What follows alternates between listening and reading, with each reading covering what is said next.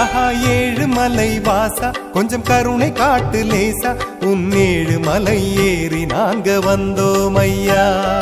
கோவிந்த கோவிந்த கோவிந்த கோவிந்த கோவிந்த கோவிந்த கோவிந்த ஹரி கோவிந்த கோவிந்த கோவிந்த கோவிந்த கோவிந்த கோவிந்த கோவிந்த. ஆஹா ஏழுமலை வாசா கொஞ்சம் கருணை காட்டு லேசா உன் ஏழுமலை ஏறி நாங்க வந்தோம் ஐயா.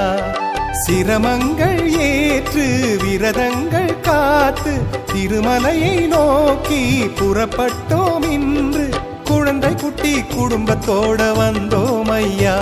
உன்மலை அழகை ஆசை தீர பார்ப்போம் ஐயா.